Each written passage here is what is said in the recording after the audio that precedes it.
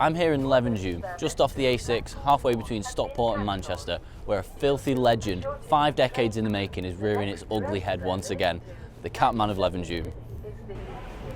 Ever since its humble beginnings in the 19th century, Levenshulme has been synonymous with community.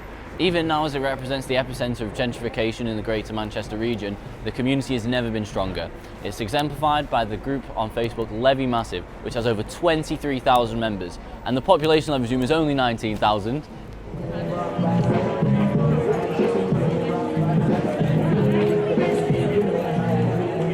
So right here where I'm stood is where the Catman is said to spend most of his nights, underneath Levenshulme train station here.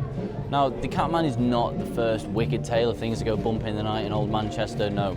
Urban legends are commonplace here. They've been passed down through generation to generation. There has always been a distraction to distract the kids and all the families from the bleak reality which many of them have faced over the centuries.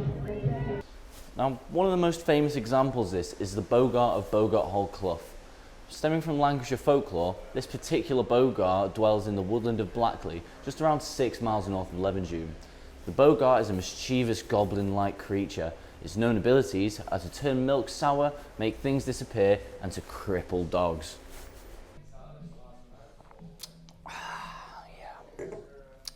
So, the Catman of Levenshulme. What do we know about this elusive bipedal feline? Well, there are several stories circulating the area. However, the most commonly accepted one is that of a ragtag group of Russian sailors who were forced to abandon ship during the Cold War in the Irish Sea. However, there was one lucky survivor, grabbed onto a plank of wood and drifted all the way down the Manchester Ship Canal, through the River Mersey to making Land's End in Stockport town centre.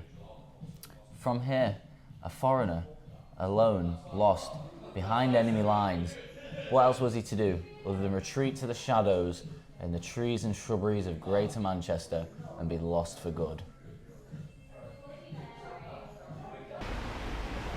So 5-10 minutes down the A6 you get to Hare Heaton Chapel, which is home to one of only 2 McVitie's factories located south of Hadrian's Wall.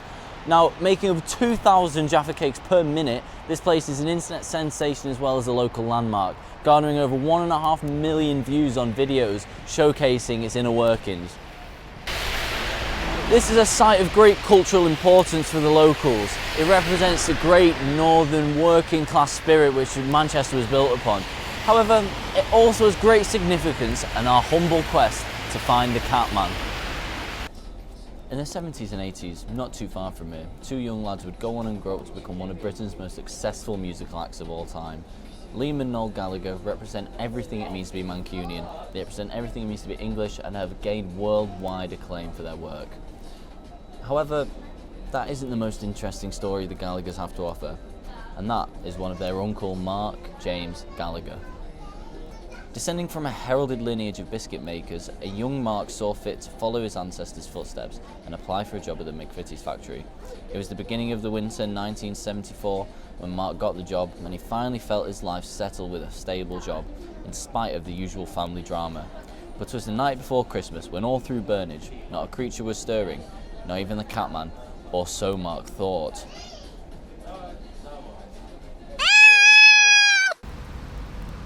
Out of the shrubbery came something too big to be a cat, yet too feline to be a man.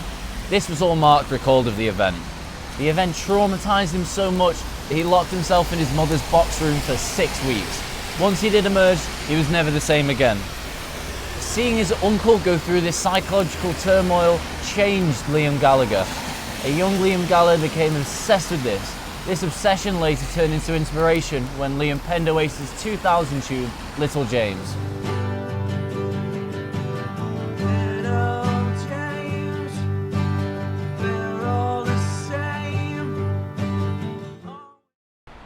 The Catman is an elusive figure, seldom seen yet often spoke about.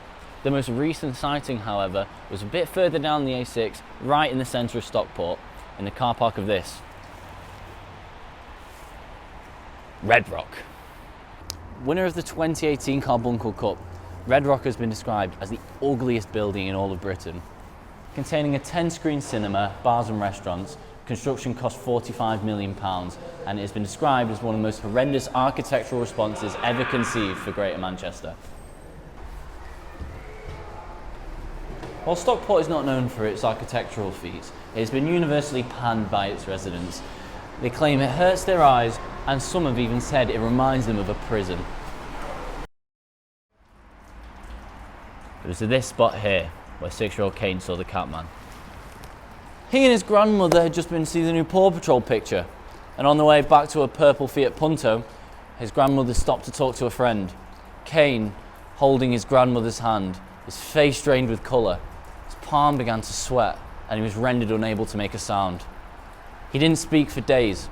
However, he did manage to draw us an illustration of the image. Here's a warning, some viewers may find this disturbing.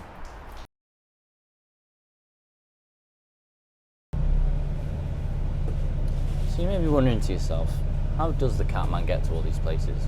Well, the answer is simple. It's the 192.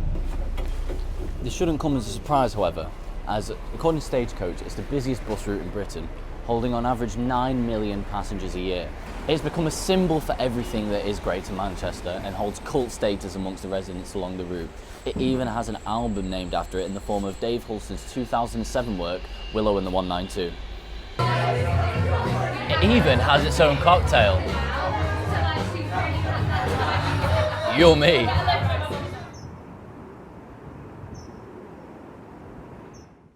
This brings me to here, the White Hotel, the current hub of Manchester's underground music scene. Reminiscent of the Berlin music scene in the 80s and 90s, techno music can be heard thumping all around the Salford area until 7 AM. With a diverse range of events from queer to punk to psychedelic, the White Hotel demonstrates that the spirit of the rave and the freedom it brings will always be alive in Manchester. An alleged fan of the gabba genre, the Catman is rumoured to have ventured as far north as this region of Salford. Late night ravers claim to have spotted an oddly shaped figure urinating in the car park adjacent. When you put your ear to the ground and hear what the Salford residents have to say about the alleged Catman, you may hear a different story to the one we've already been told. With H&P Manchester, known formally and commonly as Strangeways, being the centrepiece of this area of Salford, it is no wonder that locals believe that an estranged man living out his days in the sheds of this area to be an escaped prisoner. So here we are, back in Levenshulme, back where it all began. Unfortunately, we haven't been able to find the Catman today, but what we have had is a very interesting deep dive into one of Manchester's most peculiar urban legends, and that's what this has all been about, Manchester. From its working class roots to the unfortunate site of gentrification, one thing that has never changed in this city is its spirit, and that's the spirit of community and freedom, no matter what is put in its way. We may tell ourselves silly stories about Russian sailors and things that go bump in the night. However, that's what it's all about. In essence, Manchester is about putting on a brave face or a silly one, no matter what is in your way.